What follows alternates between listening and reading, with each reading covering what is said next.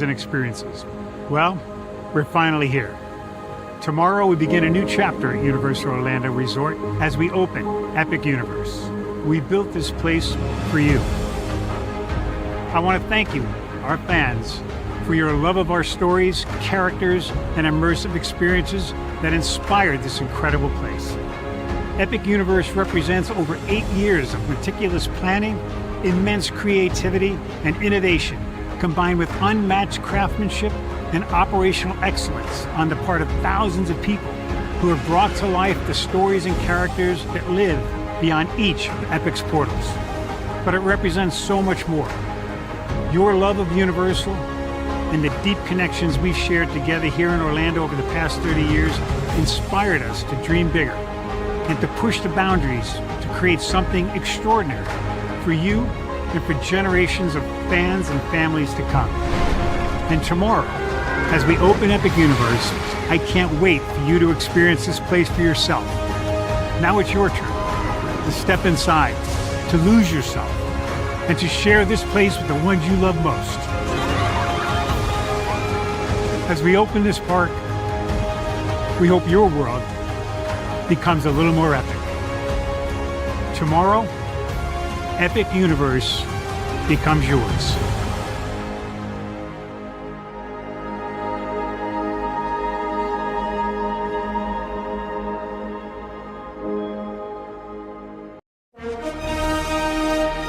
Prepare for a journey beyond imagination, beyond belief, beyond anything you've experienced before. Universal Epic Universe, a new theme park where you'll step through extraordinary portals to 5 immersive worlds. Prepare for a cosmic voyage of discovery, an isle of fire-breathing excitement, a shadowy world of monsters and mystery, new wonders in the wizarding world, and a new way to play. Plus the splendor of a magnificent resort hotel overlooking the park. It's all new excitement at Universal Orlando Resort. A week's worth of vacation thrills with 4 amazing theme parks, a variety of spectacular themed hotels, and incredible dining and entertainment. It's all at Universal Orlando Resort, where you'll find new adventures every day. Explore the astonishing worlds of Universal Epic Universe at Universal Orlando Resort.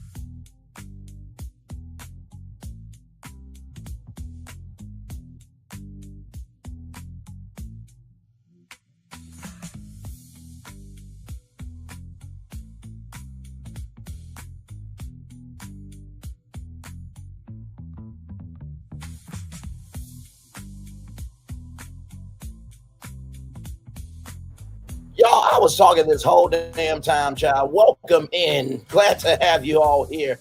Listen, good morning to you, and you. Welcome into another edition of Brainley's Virtual Tour live on Sunday morning. This is the day the Lord has made. We choose to rejoice and be glad in this day. 7 people in the building. Thank you so much for being here. Florentine is here. Good to see you, good sir. I watched Wicked for Good. I loved it. Of course, it was going to be a darker version of Wicked.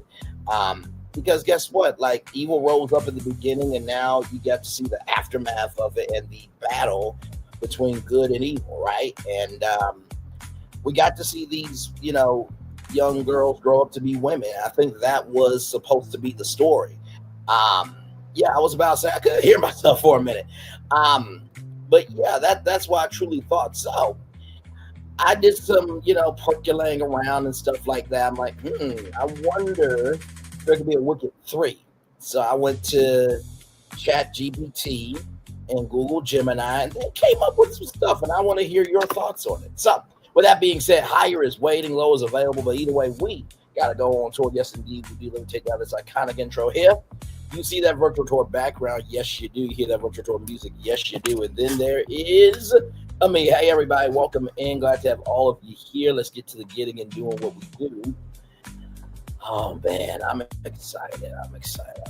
Okay, so here is the first one. Now, this is all I did, right? I said, picking up from the ending of Wicked for Good, create Wicked 3, right? So this is the concept for Wicked 3, the Emerald Scar. Picking up a few years after Elphaba's departure, okay? So this is what AI did. Okay, I want to hear what you guys have to say about it. Here we go.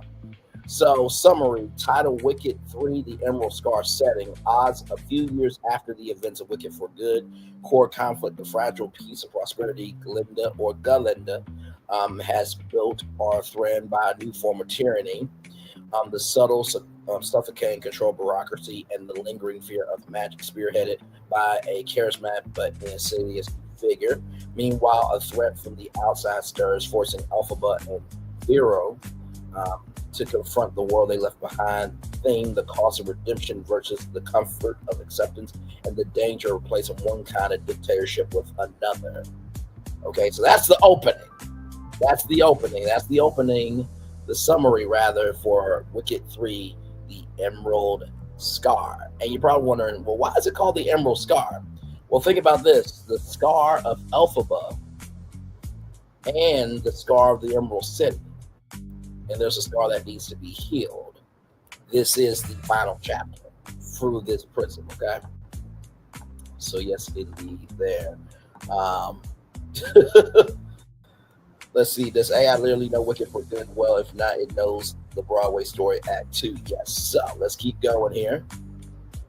So characters, Glinda the good, seasoned ruler, still glamorous but burned by the weight of leadership. She desperately wants to preserve the peace, but is slowly realizing that her carefully constructed goodness is alienating the very people she swore to protect. Scarecrow Pharaoh has regained much of his mind and memory. He wanders the corners of Oz, serving as Glinda's secret mobile intelligence, forever torn between his duty to Glinda and his longing for Elphaba. Elphaba the witch, living in quiet seclusion on the border of Gilkin and Vinicus territory. She and Pharaoh occasionally meet in secret, but she is older, weary, but her power remains sharp. Madame Warble shadow a chilling, lingering presence in the Emerald City, haunting Glinda. Warble's former magic and influence have not fully vanished. Governor Volter, a new villain, a young, charismatic, and chillingly efficient bureaucrat. He is the architect of the anti-magic edict and uses the populace's ingrained fear of the Wicked Witch to seize legislative control from Glinda. He represents the danger of institutional lawful evil. So one evil leaves and another one comes in. So here's Act 1, the price of peace. Scene 1, the polished Emerald City.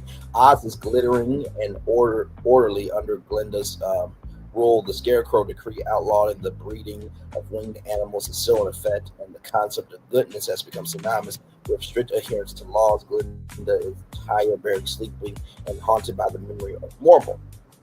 Scene 2, the edict. Governor Volter introduces the anti-magic edict, which is essentially about protecting Oz from potential wickedness.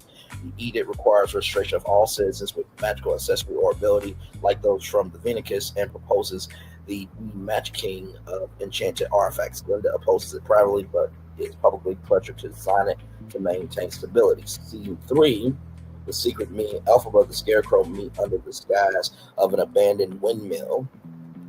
Elphaba sensed the shift in Oz's atmosphere, a tightening but not a healing. The Scarecrow is desperate for Elphaba to return and help Glinda, but Elphaba refuses, believing her presence will only fuel the new anti-magic movement, which she has struggled with her own magic, which has been ever growing a rag since her death. So that is Act 1, the price of peace. Okay, all right. Act 2, the crack show. The first spark, a series of carefully staged accidents and misunderstandings began to destabilize the district. Baltimore blames unregistered magic citizens with Vicky's origins are marginalized and imprisoned. Glinda's trapped. Glinda attempts to use her political power against Volter, but she finds her hands tied by the very law she helped create. She realizes the public's love for Glinda the Good is conditioned. They love the idea of her more than the truth. The Scarecrow's mission. The Scarecrow investigates Volter and discovers a dark secret. Volter is systematically gathering the remnants of Madame Morable's hidden medical research and planning to weaponize it and cleanse Oz of all nonconformity. He attempts to warn Glinda, but the message is intercepted. Elphaba returns. A group of vacant citizens desperate for help travel to Elphaba's refuge. They beg her rather to be their protector, not Wicked Witch, but Green Sentinel. Hesitantly, she agrees. She reappears in a desolate corner of Oz, not as a defiant villain, but a reluctant leader of the persecuted. So as you see, Elphaba has evolved from the Wicked Witch of the West to being the hero, right? Because, as they say, you live long enough to be the hero, or you died, or what do they always say? Hang on, let me see.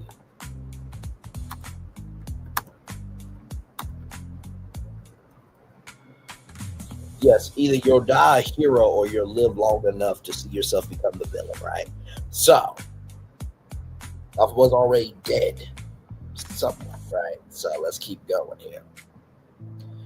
Act 3, the Emerald Scar. Confrontation. The sky. Elphaba sends a message to Glinda, a cloud of green smoke only visible to her, challenging Volter.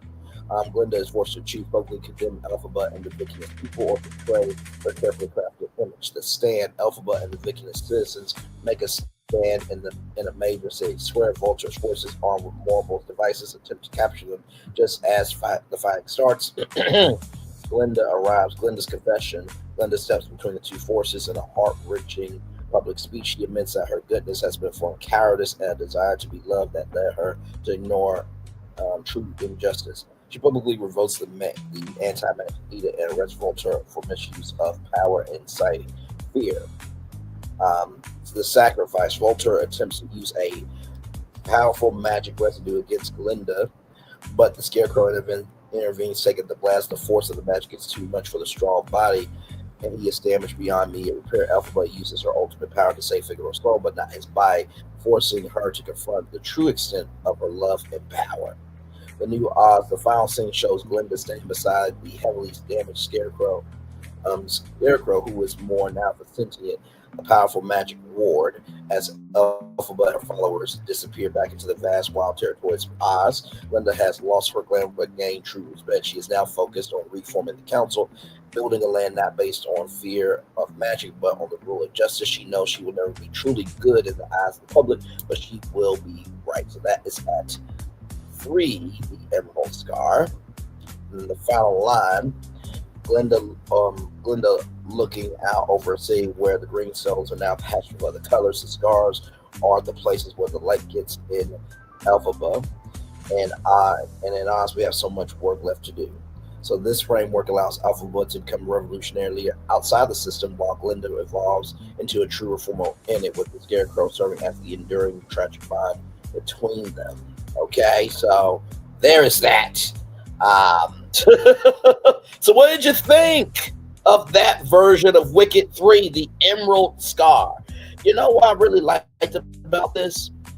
It shows that after, Elphaba and Figaro, they left together, but it seems like they still meet in secret because they still don't want to be caught. They still feel like there's a fear there. So they're still together, right?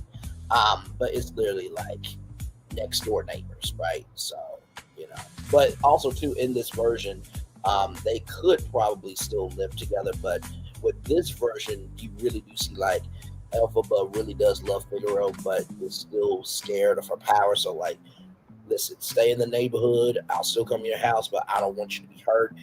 And there's a new evil coming that forces Glinda to really finish her act, because in this act, right? In this act, it is the final battle between the wizard and Elphaba. But Glinda has not had her final battle, right? So there is that one. So what did you think of that one, huh? How cool is that one? Now, there is another version of this here. I'm going to pull that up there as you guys get your comments up here. But yes, I really I wanted to do this live because I thought it would be fun just to, see what could be, when it comes to Wicked 3. I want to see Elphaba get a chance to be loved by the people, or just get a glimpse of what she wanted is to be a hero. And I think that's where this goes. I really do believe that's where this goes. You know what I mean? Is that everybody sees Glinda the good, but finally Elphaba will get her chance to be that hero, right? And before we move on, I want to bring up an article. I put reference articles in the description box below. But I wanted to bring up one in particular that I think will make a lot of sense. And hopefully this will give some context, conjecture, and connection, because a lot of people are saying, like, I think Wicked is good. Bo and Yang said we're good right here. But I do believe that this quote right here really says quite a lot here. So give me a moment. So let me bring this up. Hey, Dustin, winning, welcome in. Glad to have you here. So here is this right here from Gizmodo right here. So from Gizmodo, the writer for Wicked for Good has a perfect hook for the third movie. So making the stage show Wicked into 2 movies was controversial enough. Now, because the film versions have been so wildly successful, everyone's imagining what a potential third movie would look like. And one person has a really good idea for it. Speaking to Deadline, Dana Fox, who co-wrote the script for Wicked for Good with the writer of the original show, Winnie Halseman, pointed to a specific line at the end of the new film that she thinks could be a perfect way to continue the story. Of course, if that even happens, there are currently no plans. But when Wicked for Good almost makes $200 million this weekend, that could very well change. The line is from the very end of the movie and could be considered a spoiler. So here's your final warning. Okay, so listen. In Wicked for Good, Elphaba, played by Cynthia Erivo, fakes her death at the hands of Dorothy, as seen in The Wizard of Oz, and heads to a mysterious place beyond Oz to live with her prince turned scarecrow, Pharaoh, played by Jonathan Bailey. Glinda, Ariana Grande, isn't made fully aware of the plan, but there's only a hint that maybe she still thinks her friends are alive. And so in the film, Elphaba delivers the line, "I know she can never know that we're alive." It is left at that as the couple walks into the sunset, but Fox thinks that is the way into a third movie if it were to take place. I would be honored if anyone asked me to be part of Wicked 3, Fox said, and I think they are such beloved characters that seeing what they were up to, I mean, to me, the moment where Elphaba says a voiceover, "I know that she could never know that we're alive," I was like, somebody feels like they're asking to find out if they are alive at some point. That really feels like, hello, that's spicy to me. I love the idea that we can meet up with them again someday, which again isn't currently scheduled to happen, but one never knows, especially if you look back at the original source material. Before the movies, most of us knew Wicked as this wildly successful Broadway show, but the show was based on a 1995 book by Gregory Maguire, which itself had multiple sequels. The musical already differed quite significantly from Maguire's book, but the source material does exist with plenty of ideas of where Elphaba and Glinda go next. So, not to mention too, there are spin-off books of the world. So there's a whole Wicked universe that will happen. I remember I covered an article from rollingout.com with Shirley Ralph, and she said she would like to play in that universe. So yes, indeed. All right.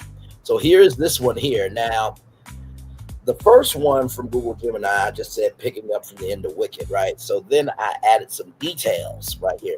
Picking up from the end of Wicked for good, where Pharaoh arrives at Kokomo, where Elphaba emerges from a trapdoor, having faked her death to ensure that she's never seen again, never see her Oz again. They depart Oz while the Grimoire activates for Glinda, create Wicked 3. So here it is here, Wicked 3, the Grimorie's Legacy. Because think about it. Now, we have the Emerald Scar, right? Which, is dealing with the aftermath of the Scar of the Emerald City and the scars of Glinda and Elphaba, right? But we've never really heard about the Grimoire and what the Grimoire is really all about. So let's get into it. Part 1, the Emerald City of the New Order, Chapter 1, Glinda compromised. The news of the witch's death and the wizard's fight sweeps through Oz, leaving a power vacuum and a population reeling. Glinda the Good, faces a monumental task, rebuilding a stable government and healing the divisions between the Munchkins, Barlins, Rinkins, Gillings, and the new emancipated animals. She immediately distracts the wizard regime and the secret police, but realizes that rapid change is dangerous. She adopts a strategy of control revelation. She maintains the narrative that the witch was evil, but quietly commissions a review of all anti-animal legislation, beginning with the removal of cages. Her first act is to issue a formal, if vague, pardon for the late Madame Marvel, blaming her for the worst of the wizard's excesses. This maintains the illusion of Glinda's unwavering goodness while bearing the more complicated truth about Elphaba's innocence and her own complicity.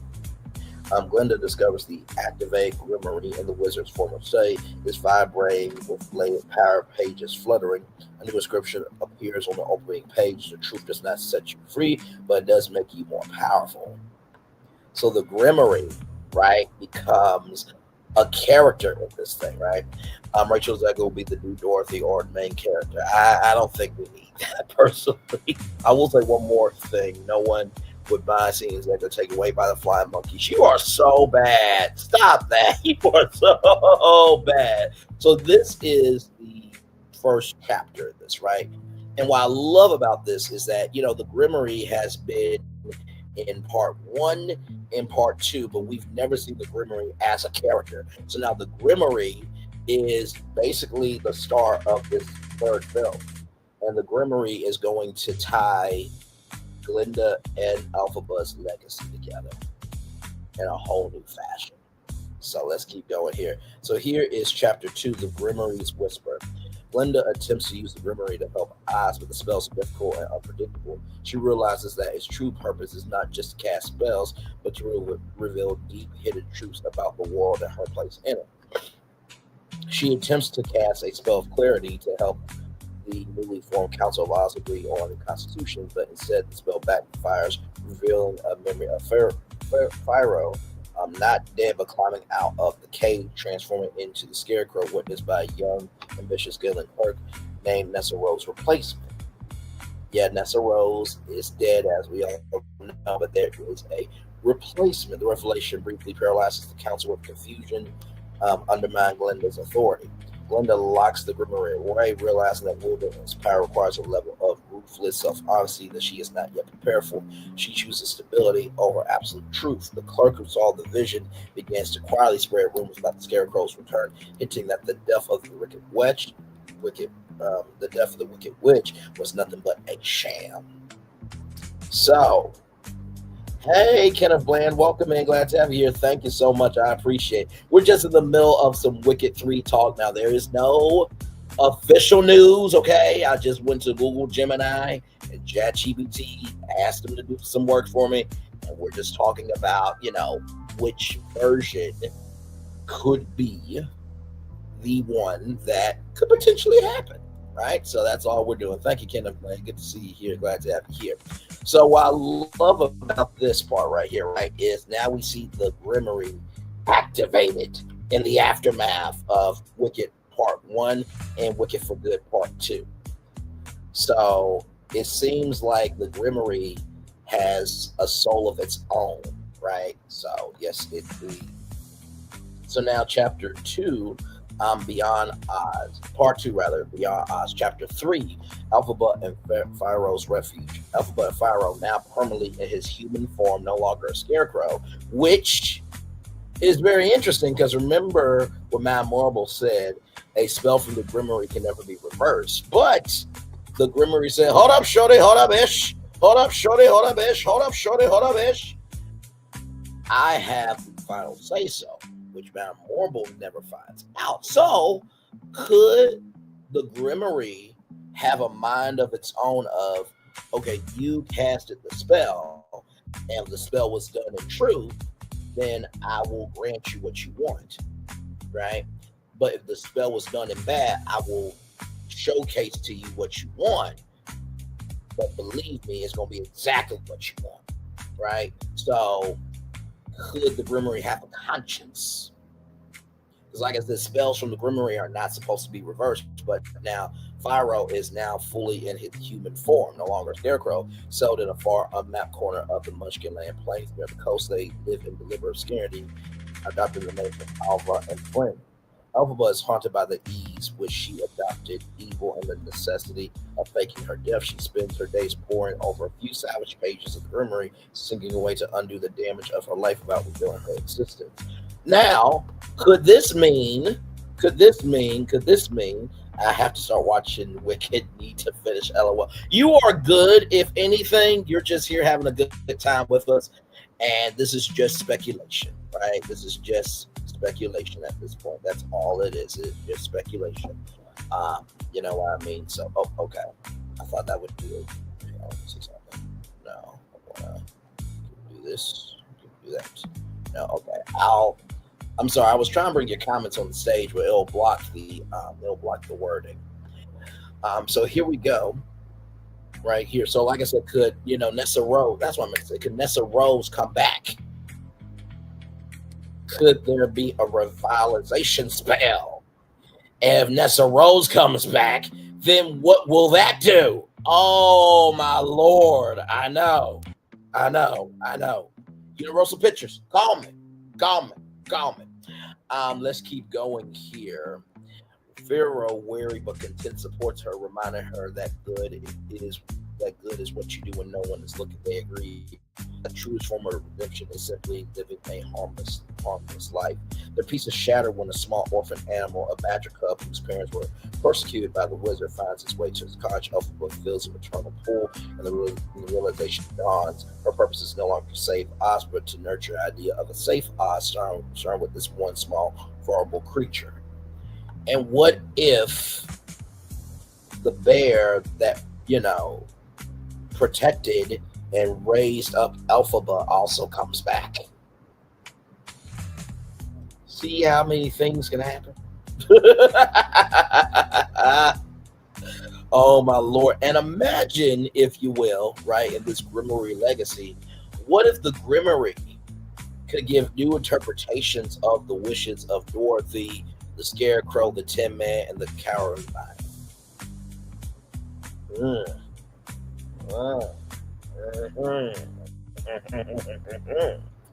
Number 4, Nessa Rose Ghosts. Chapter 4, Nessa Rose Ghosts. In Vinicus, Nessa Rose's former palace remains empty. A shrine to the Wicked Witch of the East, Bog the Tin Woodman, now the self-appointed guardian Nessa Rose's memory, becomes obsessed with finding the truth about Elphaba and his heartlessness. The consequent immoral spell has left him. Now, Morble did not cast it. It was Nessa Rose that cast the spell, right? Has left him with a twisted sense of justice. He believes Glinda is covering up the truth to secure power, and that Elphaba is alive and must be found to answer for Nessa Rose's death. He stumbles upon a coded diary kept by Nessa Rose. The final entry written just before the house fell details her attempt to use a piece of Grimmer's magic to get Pharaoh's attention, and her realization, was that she was the truly wicked one, trapping Bog in his form, right? Because here's the thing. Bog does not know that it was Nessa Rose that did what she did to him, right? And also, too, why was she trying to get Pharaoh's attention? So there's two storylines right there. Bog's heartless determination wavers. He realizes the truth. He's been seeking vengeance for a crime Nessa Rose herself admit. His focus shifts from finding Elphaba to uncovering Glinda's political machinations. Now, like I said, Nessa Rose could come back with a revival spell, and then that would be a very interesting conversation between Nessa Rose and Bog. And could the revitalization spell bring back Bog from the Tin Man into the former Munchkin that he was, right? Or if there is an afterlife spell where you could speak to, somebody who has passed on, that they're living in the afterlife, and you can bring them up and talk to them, right? So there's all those possibilities as well. Chapter 3, The Convergence. Chapter 5, The Heir of Oz. Years have passed. Glinda has successfully stabilized Oz with the cost of her own happiness. She is the perfect, eternal, cheerful icon, but inside she is hollowed out by the constant compromise. She is forced to confront the ambitious clerk from Chapter 2, who has now become a powerful member of the council, threatening to reveal the truth about Pharaoh's Scarecrow to stabilize her. Glinda, in a moment of desperation, pulls out the Grimoire. She doesn't want to use for a destructive spell, but she seeks the spell of unburdening. The Grimoire is violently. The spell does not free her from burdens, but rather magnifies her deepest, most hidden wish. So was that the Grimoire bullshit meter? I don't want this bullshit. You're going to take this burden, but I will give you peace. So the wish to see Elphaba one last time, to apologize and to know that she's truly safe. The wish acts like a beacon. Chapter 6, The Long Road Back. The beacon reaches Elphaba in the remote Munchkin plain. She understands it immediately, a distress call, but also a final unregarded expression of love, not from Glinda the Good, but from Glinda, her friend. Elphaba, now comfortable in her simple life, has achieved a different kind of goodness. She decides that she can't risk exposing herself to Oz, but she cannot leave her friend in such despair. She uses the last of her great power, not to cast a spell, but to send a magical image of her current life. Her simple cottage, the thriving badger cub, and her hand clasped with Pharaohs directly to the Grimoire. Chapter 7, for Glinda. Glinda is standing before the council, about to concede her authority, when the image fills the room. It's a silent, gentle projection that only she can truly understand. It's a portrait of contentment and true freedom. She sees that Elphaba is happy, safe, and truly goodness that doesn't need to be advertised or sanctioned by the state. Glinda's spine strains. She understands that the key to ruling Oz is not in the Grimor's power of the wizard. It's not in the Grimor's power or the wizard's lies, but in living her truth, however imperfect. She turns to the clerk with brilliant smile, announces, "I have consulted the Grimoire. It tells me that the wicked witch's reign is truly over, but it also tells me that the foundation of the Emerald City must be built not on forgotten friends, but on unconditional truth." The epilogue here. The Emerald's legacy. Glinda does not reveal that Elphaba is alive, but she uses her newfound certainty to dismantle the compromise. She begins to govern with honesty, slow and rolling back the lies, starring with a powerful public acknowledgement of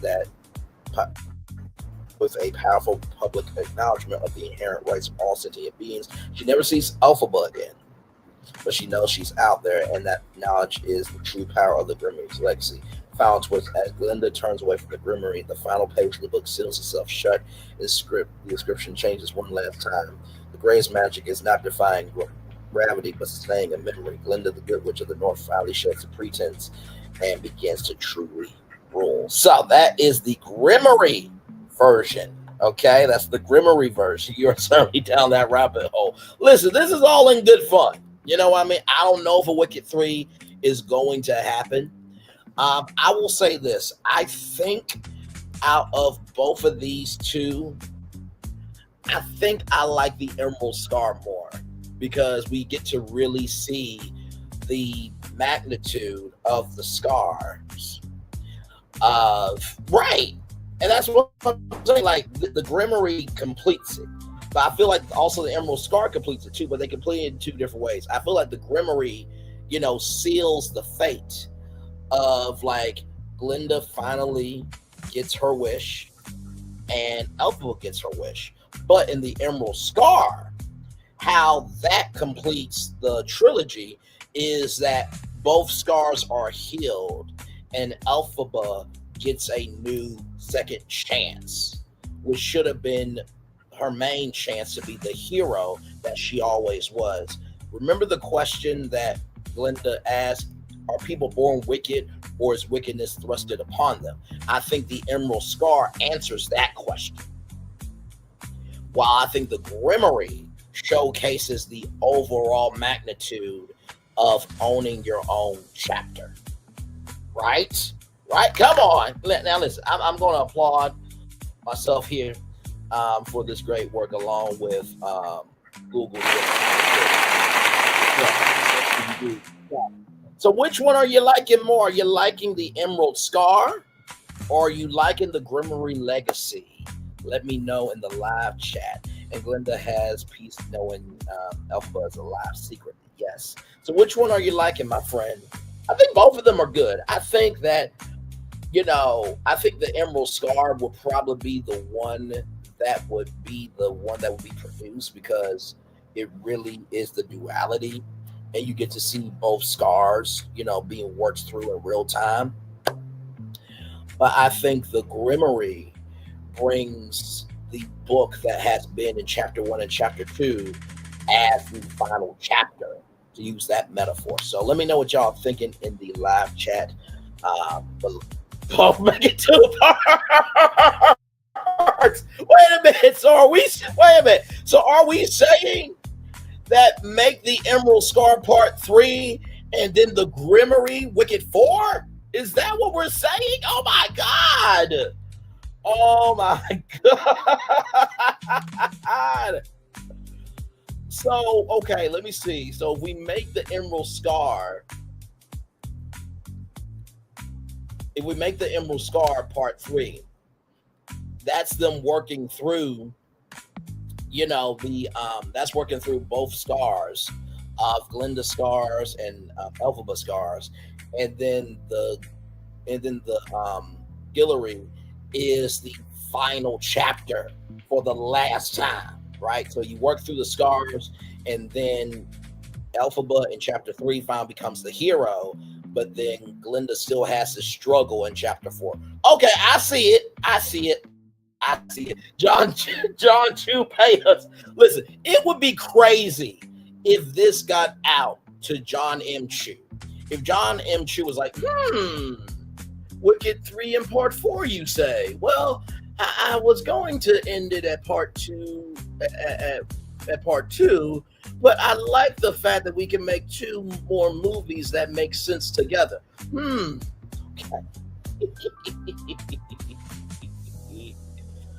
With that being said, let's take a little bit of a break because here's some more news in case you did not know about this. Wicked for Good takes flight with huge $68.6 million opening day, soaring to the second biggest debut in 2025 from Variety.com. Right here. So Wicked still knows about popular Universal's musical sequel for Good swept up a spectacular $68.6 million across Friday preview screens from 4,115 locations in North America. That puts it on pace for a $151.5 million opening weekend for Sunday. It'll be the biggest bow ever for a Broadway adaptation, the second biggest ever for a Universal release, only behind Jurassic World. It's also well ahead of the $112 million haul that the first Wicked debuted to in the same pre-Thanksgiving frame last year. If the Cynthia Erivo and Ariana Grande projections hit current film projections, it will rank among the biggest openings of the year, currently led by Minecraft movie $162 million and the Lilo & Stitch remake at $146 million. Okay, so listen, there are reasons for this. Okay, there are reasons for this.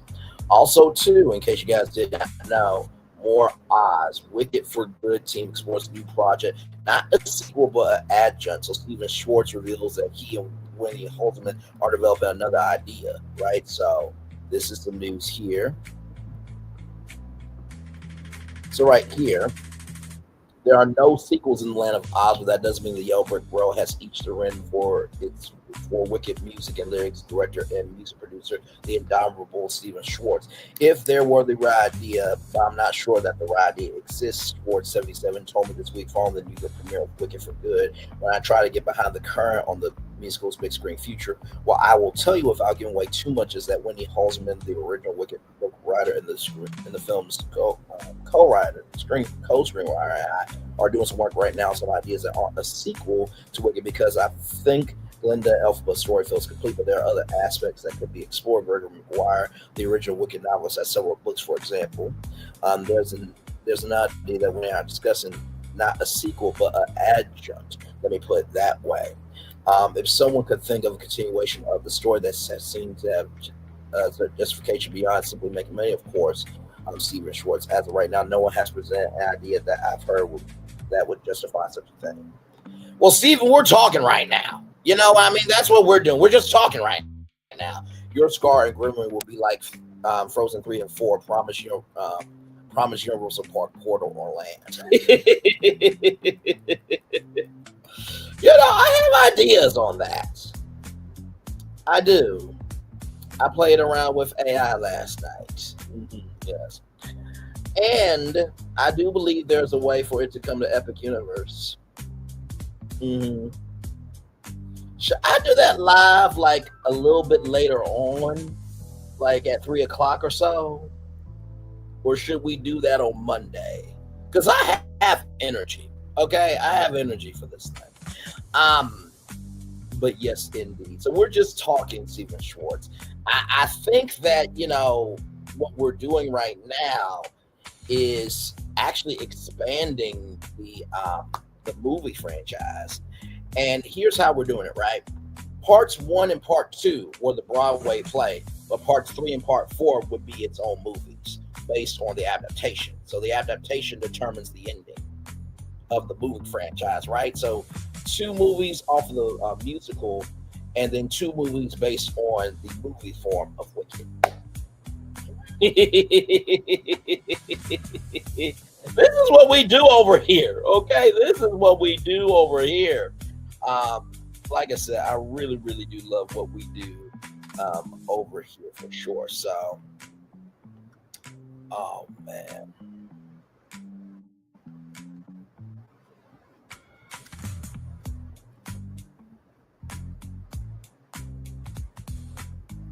Yes, indeed.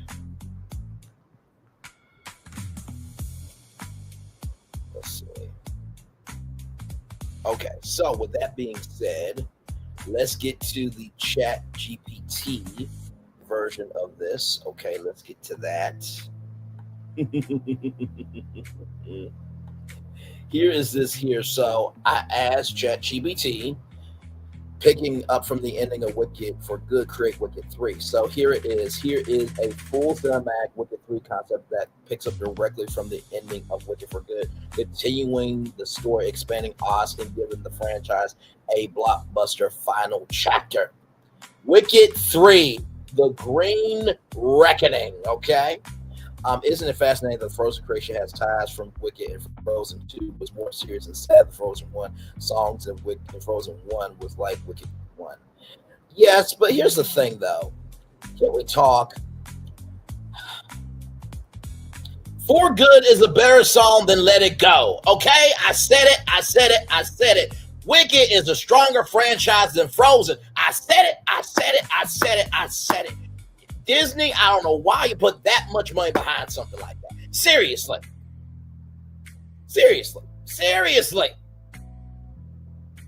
Okay. Now, I know it has the wickedly talented Adele Mazzy. Okay, I know it, and I know her name is Adele as well. I'm playing it off of John Travolta's intro. But still, very, very good comparisons, you know. We accept all opinions over here.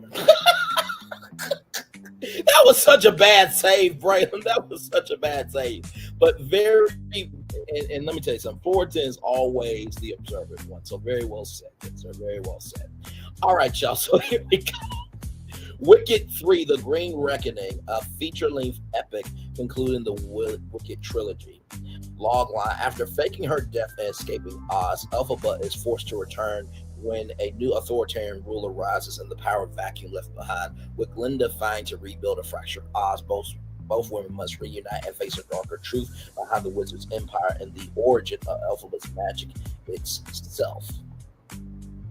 Act 1, The Return to Oz, opening sequence, A World Without Her. The film opens with a montage showing Oz a few months after Elphaba's death. Glinda, now the sole leader, begins dismantling the wizard's propaganda machine. Citizens mourn, learn, healed by a dangerous faction. The pureblood order believes Oz must return to strict rule. Elphaba and Pharaoh and hiding. Elphaba and Pharaoh, still in scarecrow form but slowly regaining humanity, live on a remote valley beyond the desert. Elphaba is haunted by visions of Oz in flames. Pharaoh encourages her to let Glinda lead, but Elphaba feels her powers growing uncontrollably, shrieks of magic she can't explain. A new threat emerges. A mysterious woman named Lady Karina, a charismatic spiritual leader, seizes control of the Emerald City's military. Karina claims that she's the true heir to Oz's throne. She blames the unrest on the hidden witches who still live at corrupt Oz. She secretly captures talking animals. Once freed by Glinda, Glinda tries diplomacy, but the order is growing fast.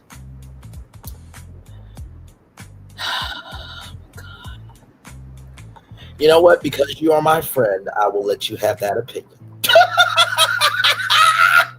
Like you actually can let your friend act. Like, I'm giving you permission to have an opinion, but Florentine, yes, I will say both of them culturally, they are very high impact. They are very high impact on the culture. So, yet they did make a song for Anna and Elsa for good. Since that will happen in Frozen 3 and 4. Do we really need a Frozen 3 and 4? Like, I think we're good. I don't think anybody's asking for that personally. No. We need the parks to be where they need to be before we start making anything new.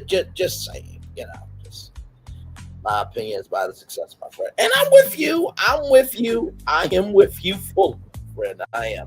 So in chapter 1 here, I love the fact that it's just a few months. So it's not like 5 years after we're literally back in the world as it is. And there is a new entity forming in the months after Elphaba's death. So this is Green Reckoning. So this movie is dealing with the full aftermath of Elphaba. Because that's the thing. Like, that Elphaba and Pharaoh, they live and they are together in the end. But what does that look like? What does that reckoning look like after her death in Oz? And what does that reckoning look like for Elphaba rising up into a new chapter? Mm-hmm. Yes, indeed. So Act 2, The Truth of Elphaba's Magic. The summoning. Glinda finds sends an undercover message via old Nessa spellbook. The pages magically write themselves to find Elphaba. The message: Oz needs you. She rises. Elphaba realizes she must go back.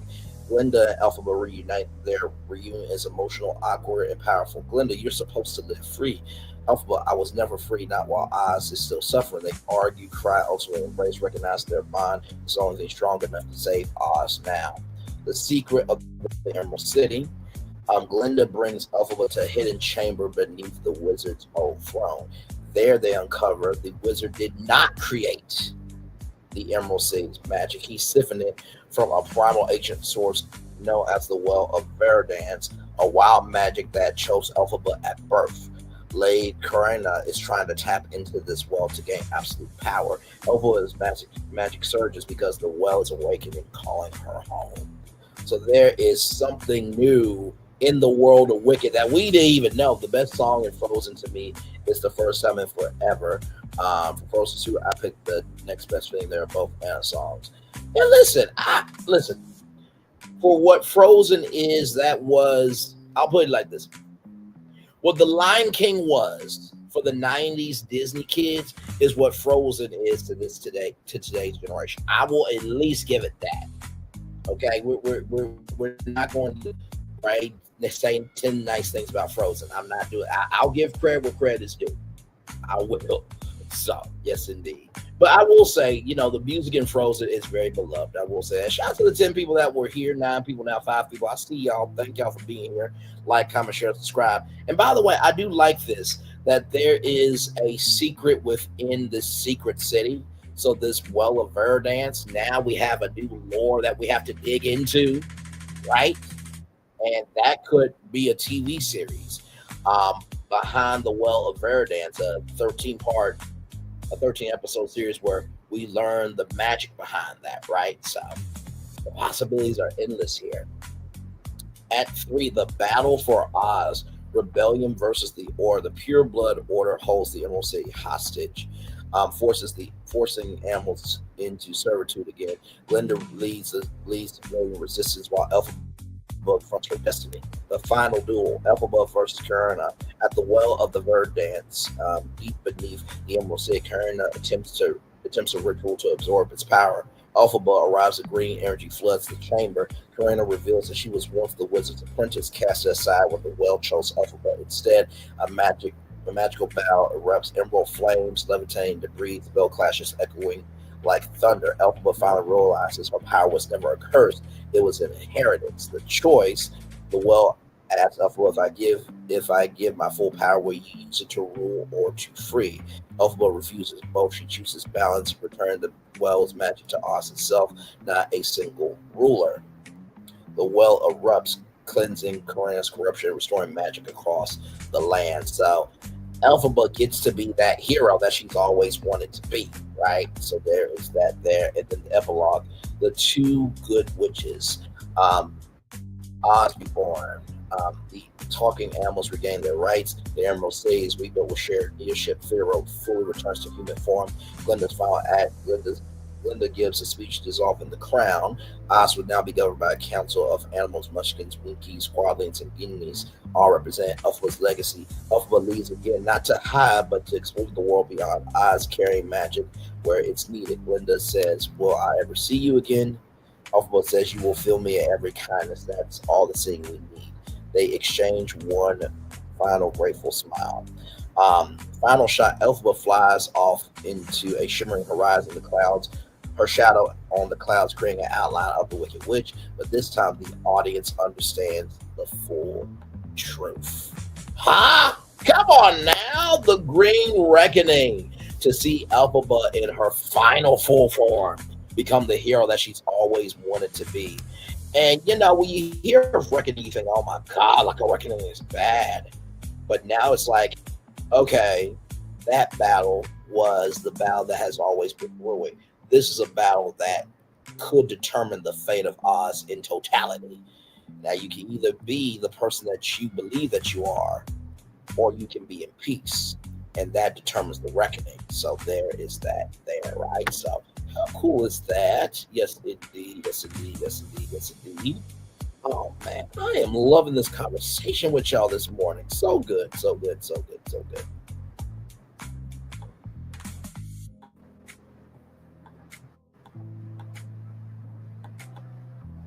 Let's see here. So here's this here from the Mirror UK. Right here. So events part 3 is on the way after spotting some Easter eggs. So let's look at those here.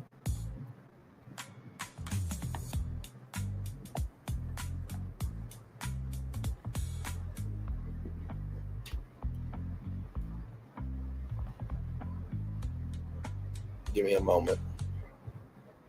Technology can technologize.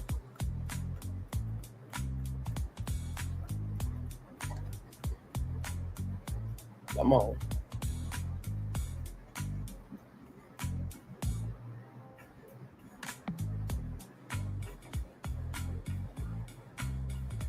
If it does stop, if StreamYard cuts out, I will be back. Don't worry about that, okay?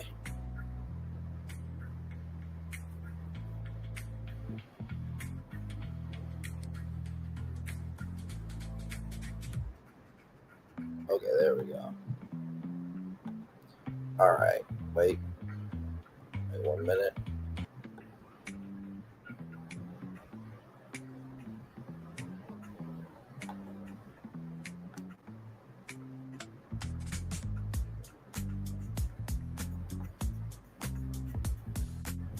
But come on now. There we go. Okay, see how technology want to work, file? Don't make no damn sense. All right, let me zoom out.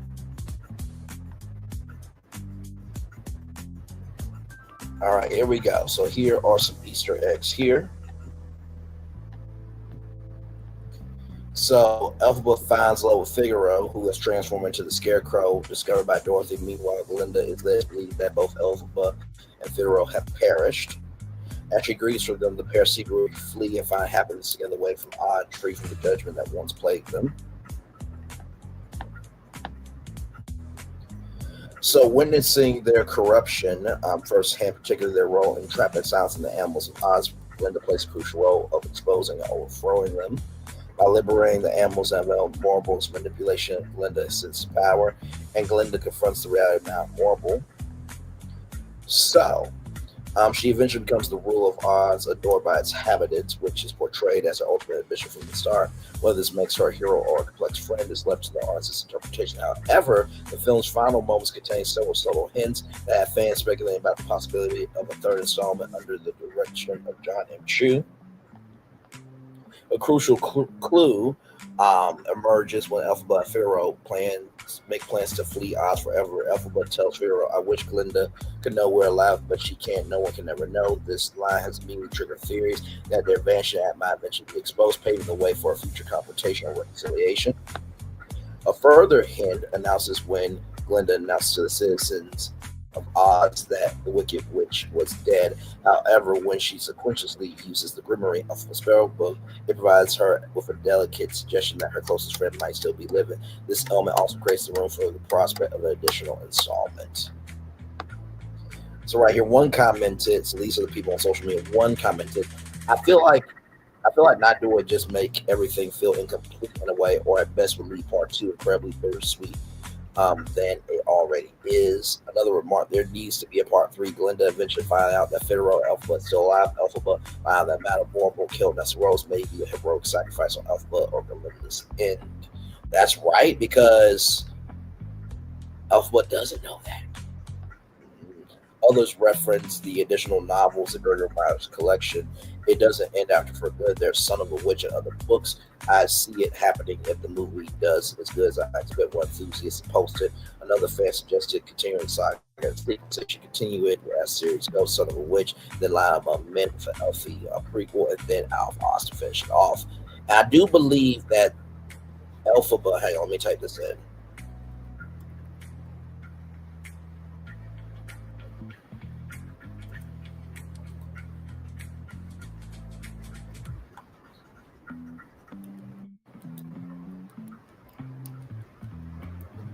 So here it is here. Elphaba has a son named Lear, who is the main character in the sequel, Son of a Witch, believed to be the son of Figaro. Though Elphaba was unconscious during his birth and unsure of his paternity at first, Elphaba also has a granddaughter named Rain, the daughter of Lear, who also has a similar screen appearance to her grandmother. So there is that there. But because this is the movie adaptation, right? Maybe there also could be a daughter as well, because you guys remember, Ariel in The Little Mermaid, Ariel also has a daughter. So I think it would only make sense for the movie adaptation if they also, had a daughter as well. So maybe the daughter can, be in part 3, and then Son of a Witch could continue that, where it's like, oh, Elphaba also has a son as well as a daughter. So that's just me adding my take to the timeline. Okay, so just want to throw that in there. Right here, someone else even pitched a separate reimagining. If anything, they should remake The Wizard of Oz with the original songs with Ariana Grande, who plays Glinda, Cynthia Erivo, who plays the Wicked Witch of the West. Ooh, okay then. Interesting. While Final Fan wrote, so we're all in agreement that there's going to be a Wicked Part 3, right? Well, nothing's official. Nothing's official. Nothing's official. Nothing is official. And here it is here from comicbookmovie.com. Right here. Began on Monday. The preview screenings that began on Monday, it has earned $30.8 million for preview screens. Those began on Monday, have been a Fantastic Four. First step, $24.4 million haul for the biggest overall previews for any 2025 release, with $18.2 million from Thursday alone, $6.1 million from Monday's Amazon Prime screenings, and an additional $6.5 million from Wednesday previews. Wicked for Good is now on track for a 3-day opening of $125 to $150 million. So this is making money. Okay, that's basically the big kahuna there. And so right here, last year, Wicked went on to gross $758.6 million worldwide. The second half of the story is expected to end up in the same ballpark, if not higher. Rotten Tomatoes, the movie got 30% score from critics and 97% on the fan-generated popcorn meter. So does this mean Wicked 3 is guaranteed the second movie concludes a musical story, but there's room to expand on the property inspired by The Wizard of Oz? And then, of course, the quote, we already talked about this here. I will be honored if anyone asked me to be a part of Wicked 3. I think there are such beloved characters that seeing where they end up, I mean, to me, the moment where Elphaba says a voiceover, I know she can never know we're alive. I was like, somebody feels like they're asking to find out if they're alive at some point. That really feels like, hello, that's spicy to me. I love the idea that we can meet up with them again someday. So there is that. All right, let's get back to this here, because there's also one more version of Wicked 3 from ChatGPT. There's just one more. Okay, so here we go. And you know what's crazy? Look at this. Look at this. Isn't it interesting that in the Google Gemini and ChatGPT, they both use the Grimoire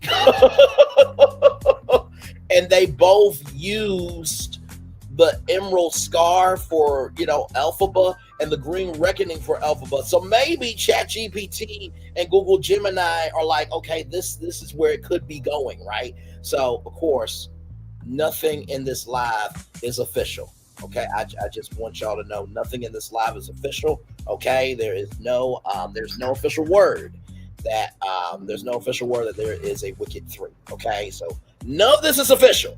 I just want to say that. So now, it would be a huge honor if other YouTubers would review this live and talk about what they believe of the pitches that we talked about here, and then give their take. That would be amazing.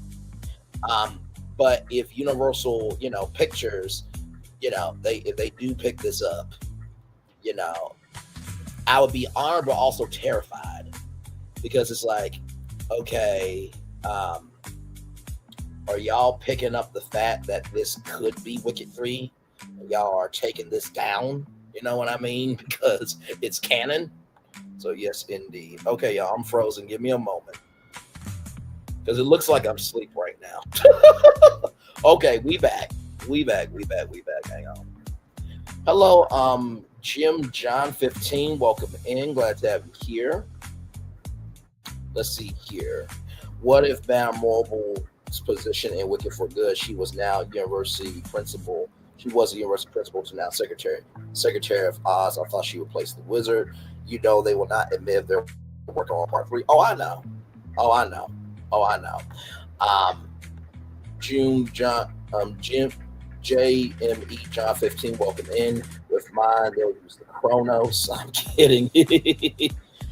Ruby Dorton, welcome in. What do you mean by Oh, you're saying hi. Okay, welcome in. Glad to have you here. When you were saying do you mean like this could be possible? What do you mean by that? Yes, indeed. There. If they take this down, that's confirmation. Right, that's what I'm saying. So listen, none of this is official. Okay, none of this is official. Okay, none of it. As you can see, hang on, it's coming up. Wait for it. Allegedly, in my opinion, and it's for entertainment purposes only. Okay, so listen, we were covered by the Fair Use Act, freedom of speech, all that stuff. Okay, let's roll on. Here is Wicked 3: The Grimmery Awakens. Okay, here is a full Wicked 3 concept that picks directly up from the final beats of Wicked for Good. Sing expand the universe while honoring original tone, themes, and character arcs. A new musical / story concept. Tone, epic, emotional, dark fantasy with redemption, legacy, and destiny at its heart. Core themes: truth versus myth, power versus responsibility, chosen legacy, the cost of freedom, and the healing of Oz. So here we go. Act 1. Opening number: The Truth That Remains. Glinda, now the official ruler of Oz, stands on the balcony of the Emerald Palace. Rumors swirl about Elphaba's fate. Citizens demand answers. Glinda sings about truth, guilt, and burden, while the chorus whispers and speculates. My refrain: but the truth that remains is more than they seem. Scene: Elphaba and Pharaoh in exile. We cut to the great outside, the wild lands beyond Oz's borders. And by the way, in all these movies, for the first time ever, Oz's borders will finally be seen on the big screen. Because even in The Wizard of Oz, the original film that kicked off all this, all we know is Oz. We don't know what else is outside the world of Oz. So I want everybody to keep that in mind as well. We cut to the outside, the gray outside, the wild lands beyond Oz borders. Elphaba and Pharaoh, now human, trek into an unfamiliar world. They dream of quiet life, but Elphaba keeps sensing something that's calling her the Grimmery. Subplot revealed: the Grimmery activates. The glowing book glows in Glinda's hands. A new spell reveals itself, only one that Glinda can see. A message slowly writes itself across the page. Oz is not healed, and beneath it, a new witch rises. New antagonist: the Witch of the Eastern Wind. A mysterious new figure begins to gather influence. Sierra, a young sorceress born of the winds. She claims that Elphaba abandoned Oz, and she alone can set things right. Her magic resembles Elphaba. Green tinge, unpredictable, powerful. Oz begins to believe that she is the true successor to the Wicked Witch. Resembles Elphaba. So, could this be, right? Let's think about this. Maybe Elphaba, because remember how I said she could have a daughter? Maybe Elphaba, right? Has a child, gives it up, and Sierra is a sorceress born of the winds, right? Or, Elphaba's pregnant, but in the War of Oz is not the traditional way of birth. So, Elphaba's daughter is born out the winds, and she claims Elphaba abandoned Oz, but little does she know that Elphaba is her mom. That could be a whole nother thing, okay? But anyway, her magic resembles Elphaba, green tinged, unpredictable, powerful. Oz begins to believe that she is the true successor to the Wicked Witch. A storm without a name, Sierra expresses her frustration with being unseen, dismissed, and underestimated. Kind of like her mom? Maybe her mom. We don't know. Or this could be just a completely different person. No relation to Elphaba. Until the winds themselves respond to her, she vows to become the witch Oz deserves. Glinda's investigation. Glinda begins uncovering truths buried by the wizard, Madame Marble, political corruption, illegal magical experiments, and an impending magical imbalance. The Grimmery begins turning pages on its own, guiding her. The end of Act 1 reveal. Using the Grimmery, Glinda accidentally opens a vision portal and sees Elphaba alive. Her gasp ends the act. So that is the end of Act 1, right? John Chu is not in the you stop that right now. Eastern Wind, what about from the South? Fullerton, I feel like that could be a spinoff, good sir. The Good Witch of the South and the Bad Witch of the South.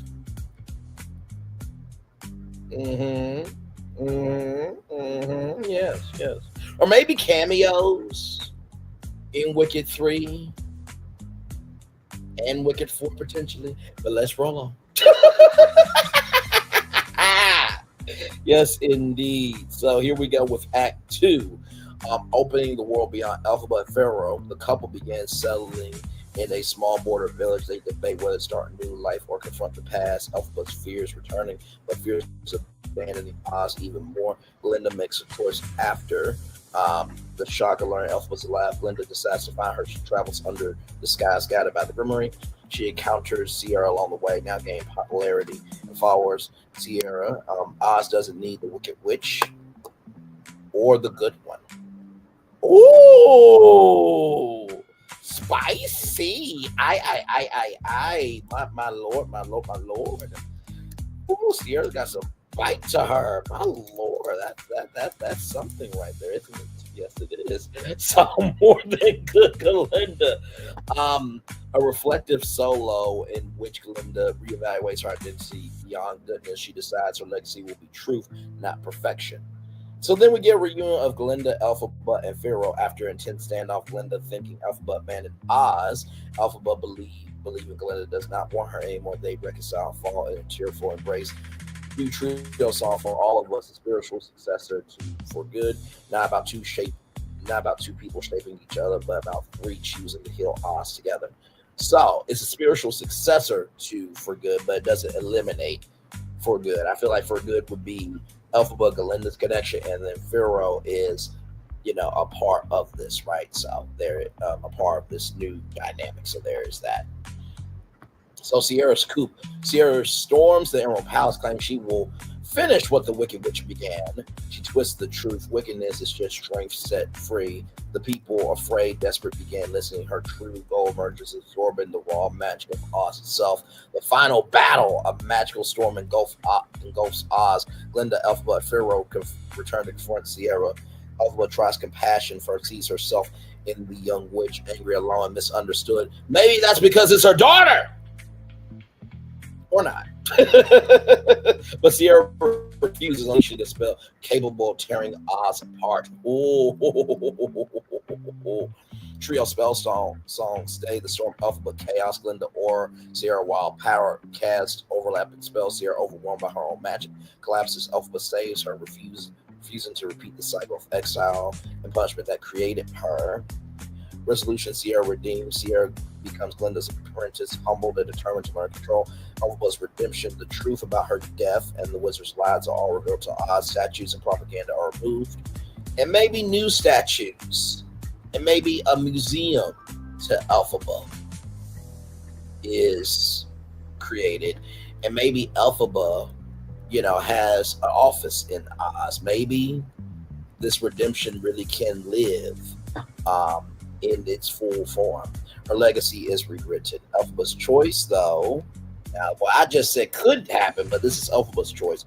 Elphaba decides not to return to public life. She and Pharaoh leave again, this time with Glinda's blessing to build a life where they can be free. Final scene.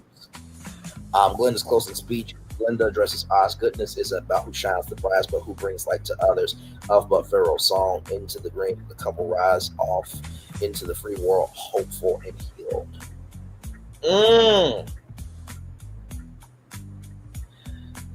Ooh, please not.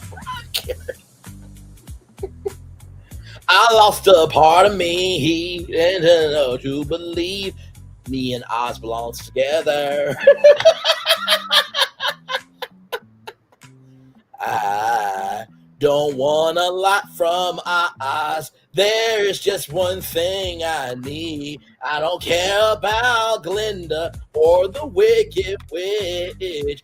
I just want Oz for my own, more than you can ever know.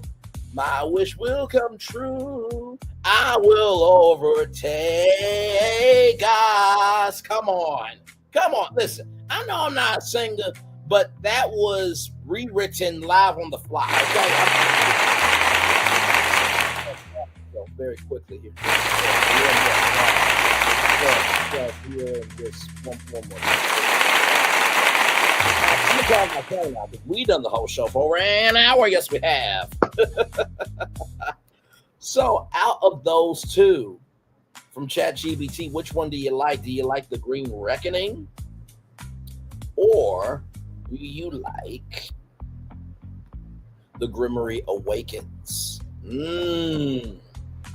Mm.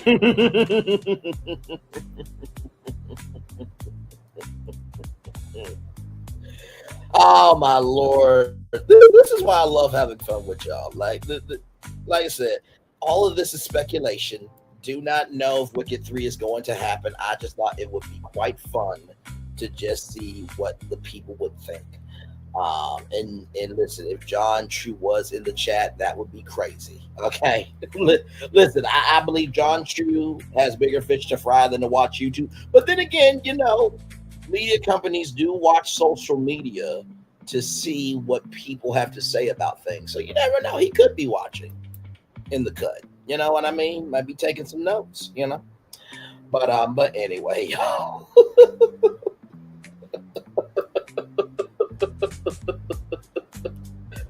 Oh my God! Yes, indeed. Yes, indeed. Yes, indeed. Yes, indeed. Yes, indeed. Man, you know what? Honestly, to tell you the truth, I'm like this, right? I feel like I like the Emerald Scar and the Green Reckoning the most because it's more character driven.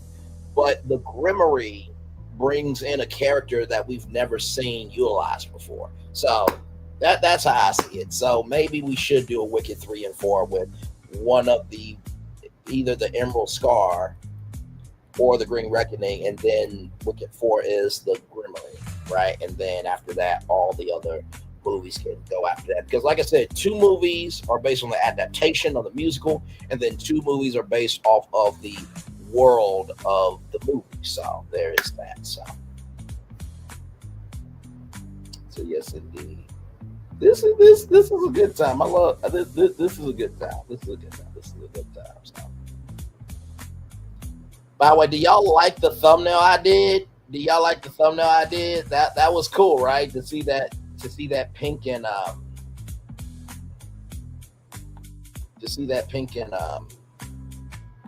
green lettering. So that was cool.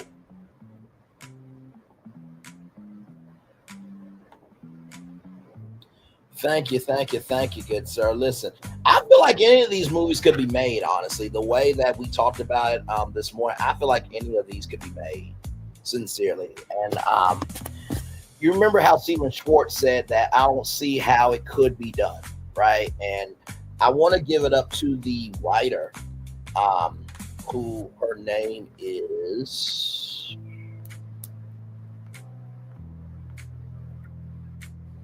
because I want to give credit where credit is due.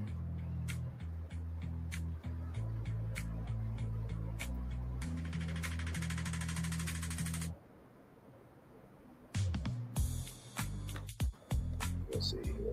So Dana Fox, I want to give up to Dana Fox, who co-wrote the script for Wicked for Good with the original writer of the original show, Wendy Holzman, that pointed out that line that is, and I quote, "I know that she can never know that we're alive." Shout out to Dana Fox for recognizing that line. And who knows, maybe because of that line, of Wicked 3 could happen. You know what I mean? He's an amazing songwriter. Any more writings from him is a gift. Yes, it is. Yes, it is. Yes, it is. So, with that being said, we're just here chillaxing. Glad to have you here. We talked about Wicked 3 and how it could return. We went through the worlds of ChatGPT and Google Gemini.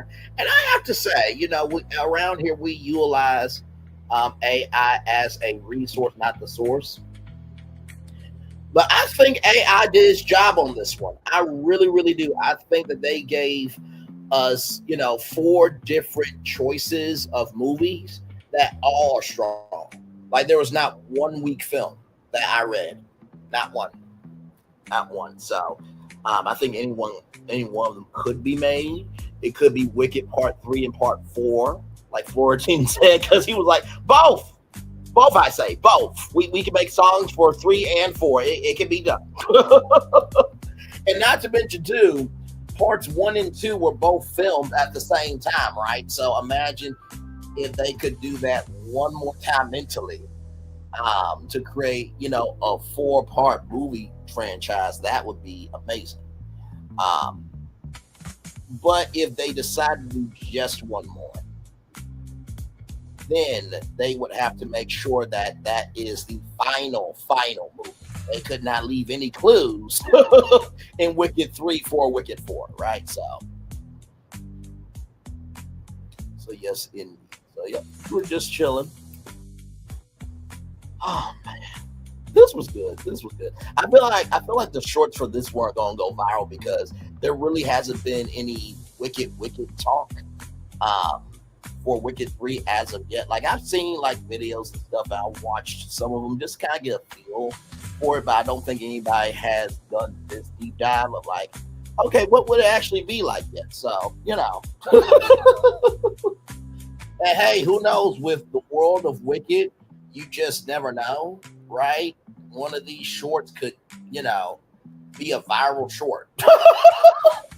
And you know how crazy it would be if it was a viral short and then everybody on YouTube start talking about, you know, Wicked 3 because of this live? You know what I mean? So that would be cool. And imagine if it got up to Cynthia Erivo or Ariana Grande or John M. Chu or Universal Pictures. They'll be like, who is this Braylon Lee? Where does he live? And you're just going to have a nice, long, adult conversation with him. Basically saying, hey, can you come here for a second? So, one of those movies is true. 3 of them are not. And they would not tell me which one is true and which one would not be true. So, but yes, indeed. So yeah, I just wanted to have some fun with y'all. I'll probably stay here until like maybe 1 hour and 25 minutes. And then yeah, we'll head on out. So, like I said, I may have more lives for y'all today. We'll see on that. I do want to also talk about how, you know, Wicked could come, you know, to the Epic Universe. And yeah. I feel like that's a conversation that needs to be had. So we'll have that conversation here soon enough. It could be today, it could be tomorrow. So we'll see. But the conversation will be had nonetheless. 6 people in the building. Thank y'all so much. I appreciate y'all.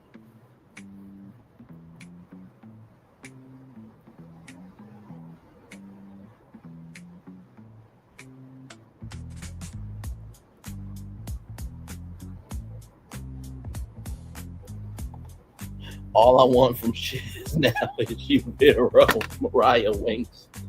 Oh, my Lord Jesus. That's hilarious. Hilarious. Yes, indeed. Oh, my God. So, Florian, do you feel like this live really could actually, like, make an impact? Like, I feel like all 4 movies that we talked about today, and to the rest of you as well, feel free to type in the live chat what you're thinking as well. I feel like all of these movies could actually happen.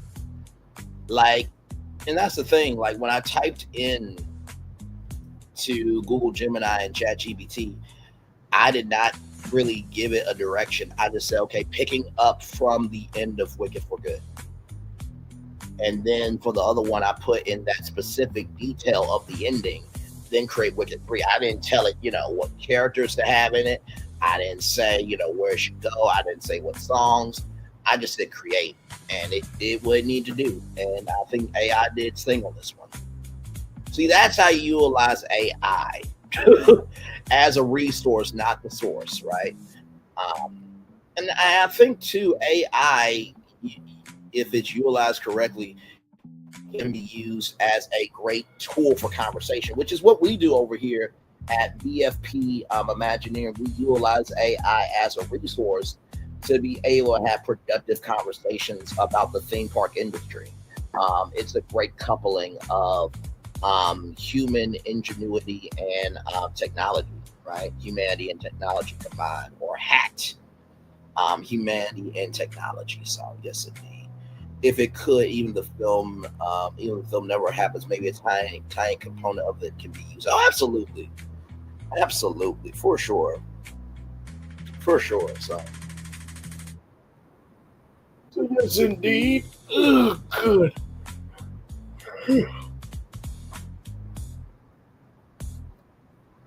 And by the way, I put in the hashtag Wicked3, so that way people can, look it up on YouTube. So yes, indeed. So it should be a good time. Can't wait to see what all the reactions are going to be. Because I do think that this live really will create conversation, because you have, for the first time ever on YouTube, concrete resolutions on, what would be in the film, what the storylines would be. You know what I mean? And I feel like this, if we took one of the Elphaba stories and the Grimmery, I feel like Wicked 3 and 4 would make sense. But after that, that's it. We don't need a Wicked 5. We do not need a Wicked 5. I feel like Wicked 3 and 4 is probably the maximum. 4 would be the max. 3 would be good enough. You know what I mean? We don't need a 5th one, because I'm like, okay, after, Elphaba, gets her hero redemption fully, after the Grimmery has been used, there's nothing else. Like what? Like we don't need a bit movie. Yes, thank you, my friend. I hope it's a great discussion starter. And now it's up to the universe of social media and everybody in between to give their take on what they think of this. And Wicked 3 and 4 I think will be good enough. I feel like Wicked 3 should be about Elphaba's redemption, and then Wicked 4 should be about the Grimmery. And then after that, it's done. It's done. And for those of you going to say, well, Wicked 5, could be about, Elphaba's daughter. It's like, well, that's what Son of a Witch is for. And if Elphaba's daughter was going to come up, it would be in Wicked 3, which would then, lean into Wicked 4. That, Dar is born in Wicked 3, Wicked 4. The son of Pharaoh and Elphaba is born, and then son of a witch, right? And then maybe daughter of a witch could be a brand new book written, right? So that's the way that Wicked 5 would happen if it was the next generation, but a whole Wicked 5 movie.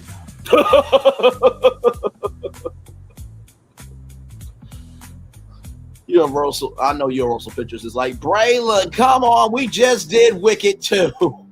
We just did Wicked for good. Stop this fandom discussion right fucking now. Stop it.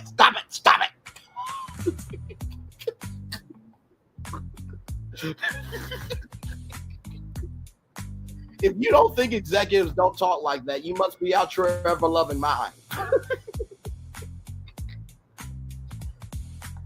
Now, a refined, executive be like, that's a very nice discussion.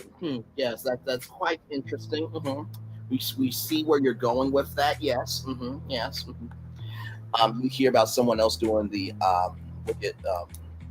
you hear about somebody else doing the Wizard of Oz, like the African American way. I don't know of the Wiz. Absolutely. You know what I mean? I think that's the great thing about this. There's been so many interpretations of it, and there are people that love the Wiz. You know what I mean? And that interpretation of it. So, and the Wiz is just as much a part of the Oz universe as is the original, right? So, I think Wicked has taken the world of the Wizard of Oz and Dorothy and the Tin Man and the Cowardly Lion and the Scarecrow to a whole nother level. I really do. By the way, I saw the 14 people that were here. Shout out to y'all. I saw y'all. Thank y'all for coming through. Appreciate y'all very, very much. So yes, indeed. So,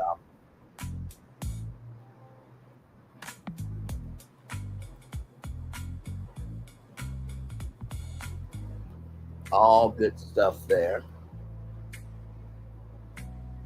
And like I said, I may today do an Epic Universe, live about, how Wicked could be an Epic Universe, because I know that's the next conversation. I know it is.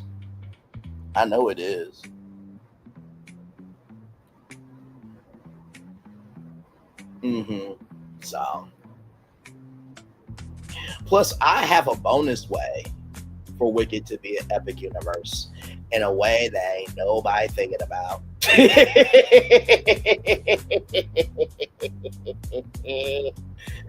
Oh man, and listen, I cannot tell you now.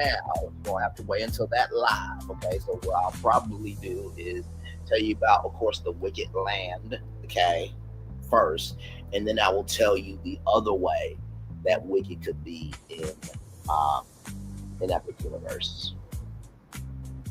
But it's going to surprise you how I do it. It's going to very much surprise you about how I do it. So yes, indeed. I may do that today around 4 o'clock or so, maybe. We'll see. I keep saying 2, but I don't know. I'm thinking between 2 or 4 o'clock. But you will know by the thumbnail. So.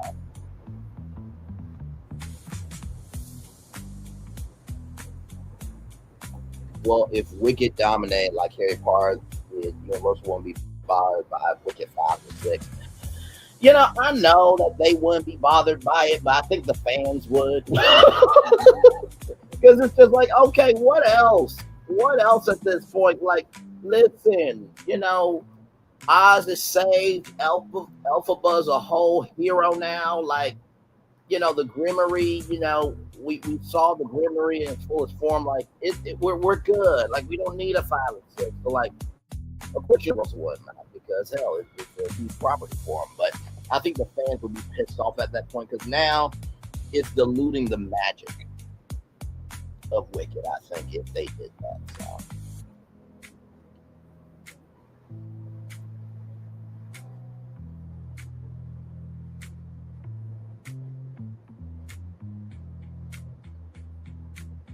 I feel you, my friend. I do.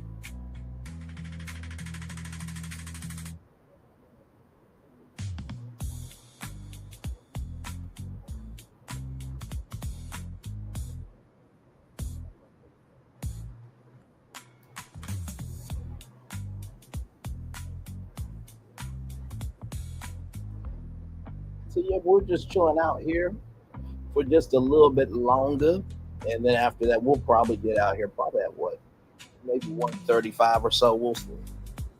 Because I definitely want this show to be clipped for sure, because I definitely have a feeling that that what we talked about today is definitely going to trend for sure. I have a very good feeling for sure. So.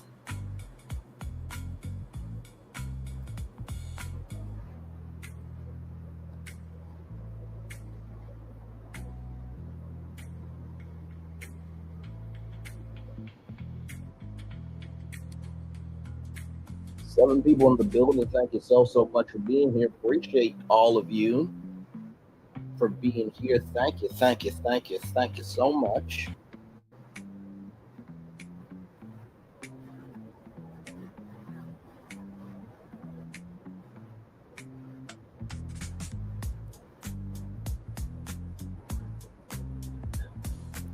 Oh, was Wicked for good what you expected, or do you wish it had the punch Wicked one had without spoilers? I think that Wicked for good definitely had a punch to it, just in a different way. I do. I think that, and for those of you who don't know Wicked for good, because people were like, well, why can't they come up with a better title? It's like, well, Wicked for Good is based off of the song For Good. I feel like it has a double meaning.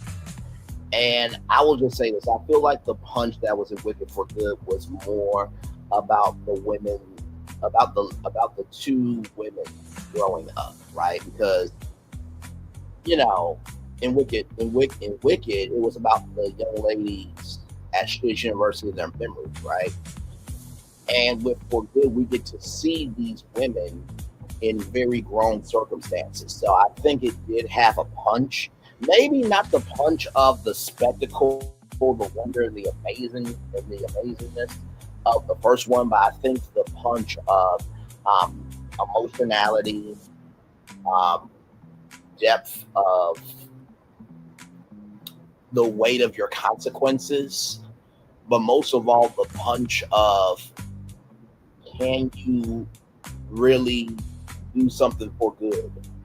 Or or what you're trying to do for good, can it be for good, or will it be interpreted for evil? Even if it's not evil, can you be the decider of your own fate? So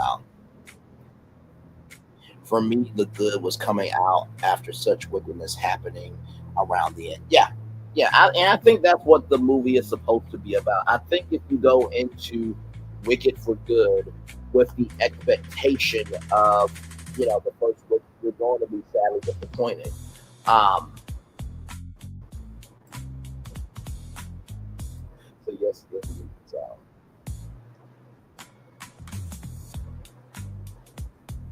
So yeah, I hope that answers the question, my friend.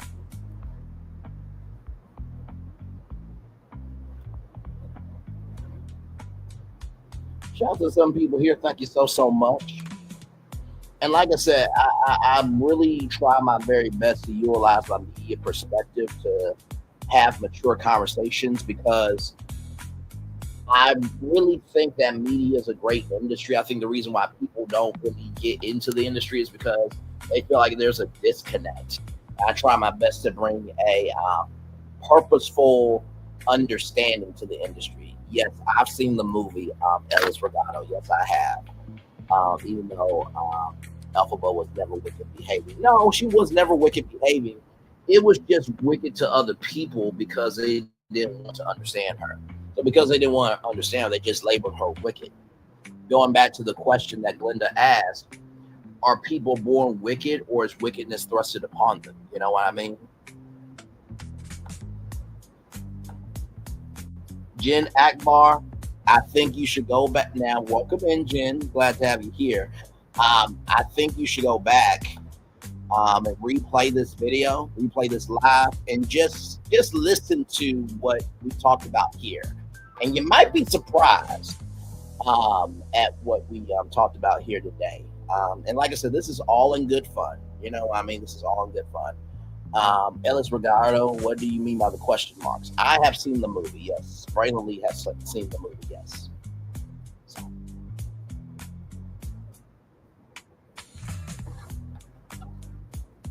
And you know what? I will just do this for Jen, just to show. I'm not going to show everything because you got to go back and watch it, but I'll just show the titles. So there's that one. Okay, there's that one. And then I'll go back to this one here, the Grimoire Legacy. So there's the Grimoire Awakens, the Grimoire Legacy. And then you have this one here, the Green Reckoning. And then you have the Emerald Scar. So I'm not going to go back over everything because, we already, talked about it this morning. But I would say go back and watch it. I would say go back and watch it. Wait a minute, Griffin girl. Wait a minute. Hang on a second now. Hang on. We're just having fun here. We know it's the epic conclusion. But we also around here, we follow where Hollywood is going. We follow where the fandom is talking. We follow not only where Hollywood is going, but we also follow what the fandom is talking about. And the fandom has been saying maybe there might be a Wicked 3. And because we like to bring facts up around here, right here, speaking to Deadline, Dana Fox, who co-wrote the script to Wicked for Good with the writer of the original show, Wendy Holzman, pointed to a specific line at the end of the film that she thinks could be a perfect way to continue the story. Of course, that even happened. There are currently no plans, but when Wicked for Good almost makes $200 million this weekend, that could very well change. And so the line of "I know she can never know that we're alive" is left at that as the couple walk into the sunset. But Dana Fox thinks that's the way into a third movie if it were to take place. And she said, "I would be honored if anyone asked me to be a part of Wicked 3.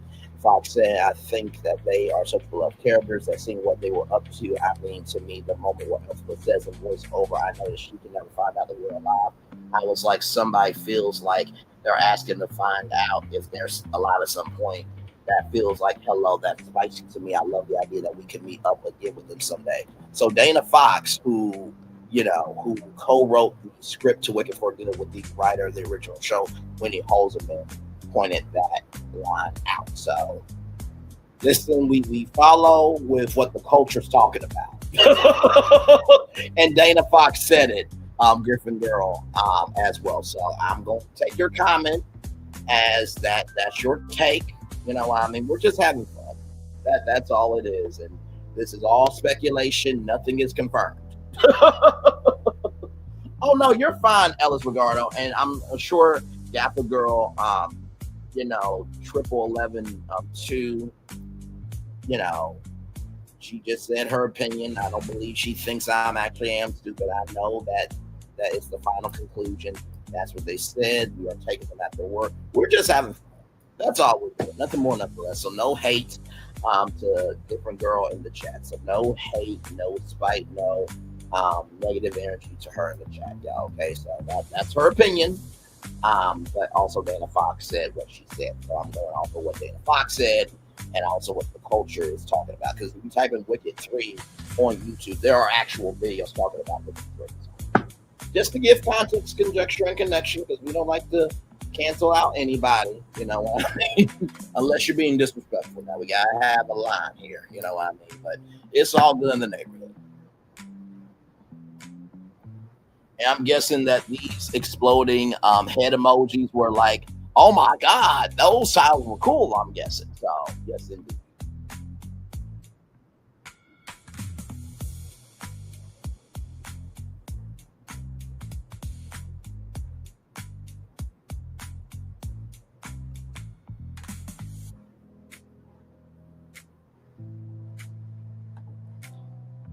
I do love a passionate fan base, though. I really do.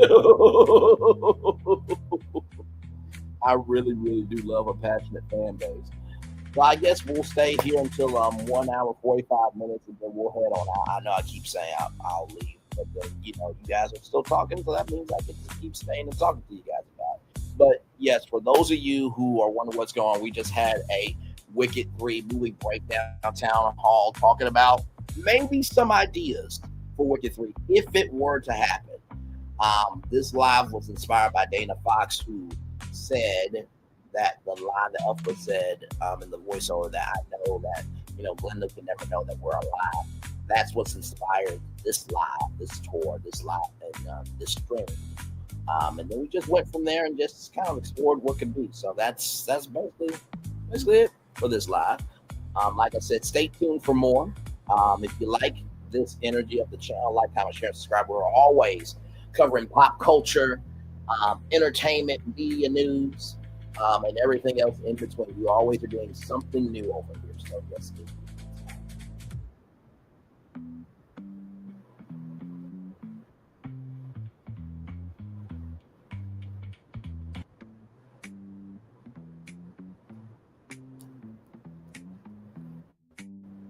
so yes, indeed.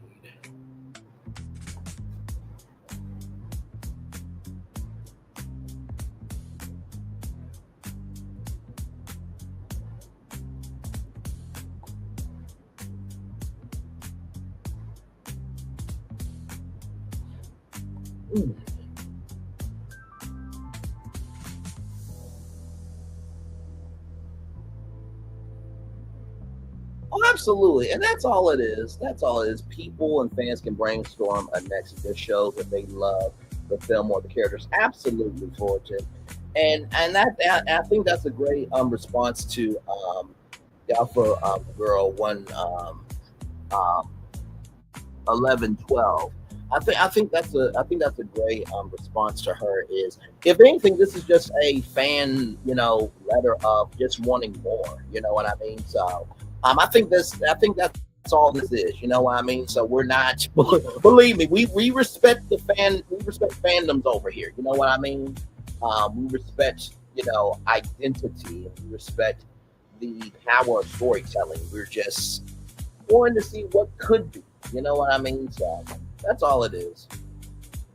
And I'll honestly tell you the truth, the fact that there's a fandom that's wanting more of this, and the fact that there are content creators on every social media platform creating content of what could be, that just goes to show how powerful the franchise is. And sometimes, you know, having conversations like this may not lead to a Wicked 3 but it might make Universal say, okay, well, let's continue this as a universe. So we're actually contributing to more Wicked if you really think about it. So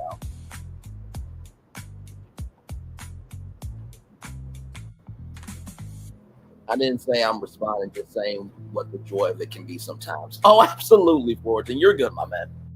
You are good. You are good. You are good. So very powerful discussion this morning. It's 45 minutes after 12 o'clock on a Sunday. Hoping you are having a wonderful, wonderful day here. Absolutely. So, yeah. So I'm going to go ahead and get out here, you guys. Thank you all so much. Like I said, if you guys have any final thoughts, please put them in the live chat. And, of course, to all of you Wicked fans, leave your comments down the comment section below. What did you think of this discussion, this breakdown town hall? What did you think of the movie ideas? And please be thoroughly honest, bold, and wicked in your comments, but also be respectful, okay? Because we allow everybody over here, but we also got to recognize it's okay to disagree. It's okay to agree to disagree, but still love the fandom, okay? So, listen, this has brought a lot of people together. Last thing we need is something to divide it. And I think there are a lot more people that are like Alphabet angling it than the Wizard and Matt Walton. Just saying. Just saying. Just saying. And with that being said, one love, much love, all love. I feel the love and send it right back to you. Bye, everybody.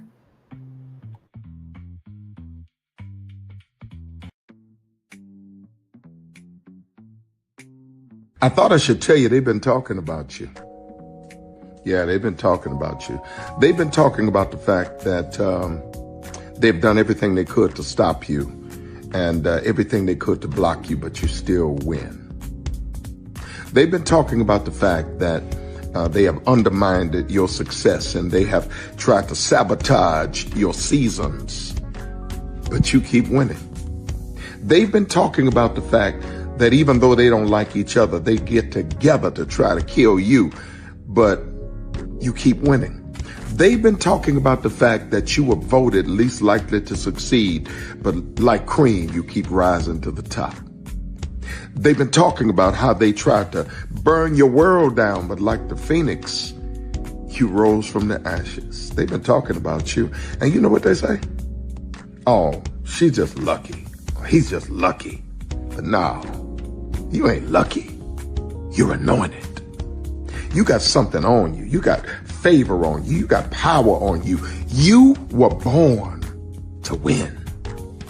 Now, they can call it luck, but it's grace. They can call it luck, but it's favor. But whatever they call it, it doesn't matter, because you know what God calls you?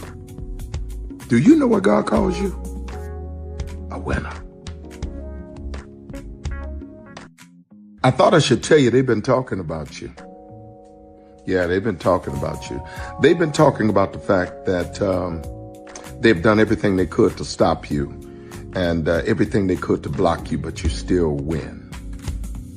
They've been talking about the fact that they have undermined your success and they have tried to sabotage your seasons, but you keep winning. They've been talking about the fact that even though they don't like each other, they get together to try to kill you, but you keep winning. They've been talking about the fact that you were voted least likely to succeed, but like cream, you keep rising to the top. They've been talking about how they tried to burn your world down, but like the phoenix, you rose from the ashes. They've been talking about you. And you know what they say? Oh, she's just lucky. He's just lucky. But no, you ain't lucky. You're anointed. You got something on you. You got favor on you. You got power on you. You were born to win. Now, they can call it luck, but it's grace. They can call it luck, but it's favor. But whatever they call it, it doesn't matter, because you know what God calls you? Do you know what God calls you? A winner. I thought I should. Good evening. My name is Mark Woodbury. I'm the chairman and CEO of Universal Destinations and Experiences. Well, we're finally here. Tomorrow we begin a new chapter at Universal Orlando Resort as we open Epic Universe. We built this place for you. I want to thank you, our fans, for your love of our stories, characters, and immersive experiences that inspired this incredible place. Epic Universe represents over 8 years of meticulous planning, immense creativity, and innovation, combined with unmatched craftsmanship and operational excellence on the part of thousands of people who have brought to life the stories and characters that live beyond each of Epic's portals. But it represents so much more. Your love of Universal and the deep connections we've shared together here in Orlando over the past 30 years inspired us to dream bigger and to push the boundaries to create something extraordinary for you and for generations of fans and families to come. And tomorrow, as we open Epic Universe, I can't wait for you to experience this place for yourself. Now it's your turn to step inside, to lose yourself, and to share this place with the ones you love most. As we open this park, we hope your world becomes a little more epic. Tomorrow, Epic Universe becomes yours.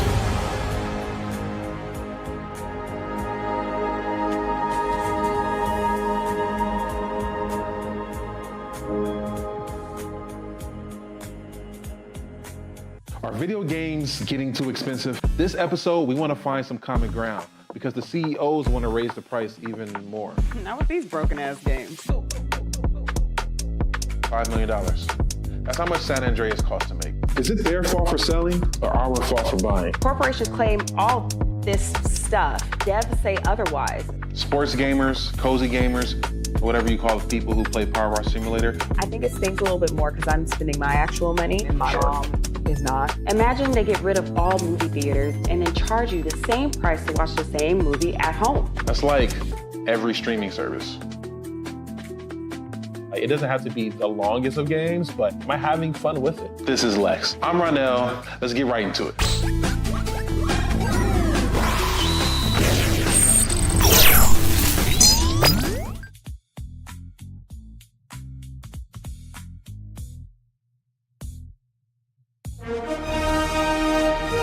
Prepare for a journey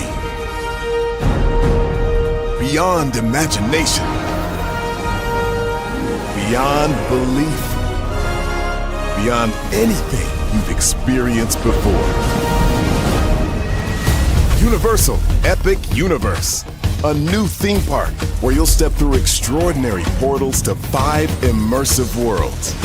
Prepare for a cosmic voyage of discovery, an isle of fire-breathing excitement, a shadowy world of monsters and mystery, new wonders in the wizarding world, and a new way to play. Plus the splendor of a magnificent resort hotel overlooking the park. It's all new excitement at Universal Orlando Resort. A week's worth of vacation thrills with 4 amazing theme parks, a variety of spectacular themed hotels, and incredible dining and entertainment. It's all at Universal Orlando Resort, where you'll find new adventures every day. Explore the astonishing worlds of Universal Epic Universe at Universal Orlando Resort. Because here's the thing, a good streamer can find other content. Because here's the thing, a good streamer can find other content. Because here's the thing, a good streamer can find other content. Townhall-Braylon over there doing his thing, minding his GD business, staying out of trouble, trying to get the folks some positive stuff to talk about, besides lying all the damn time. Townhall-Braylon over there doing his thing, minding his GD business, staying out of trouble, trying to get the folks some positive stuff to talk about, besides lying all the damn time.